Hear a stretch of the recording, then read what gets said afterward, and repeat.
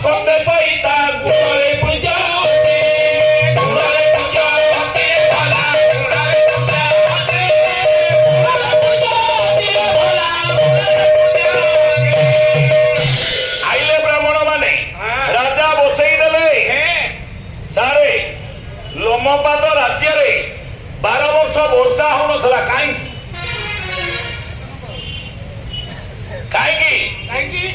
ନା ବ୍ରାହ୍ମଣକୁ କୁଆଡେ ଡବଲ ଦାନ କରିଦେଇଥିଲେ ଗୋଟାଏ ଗାଈ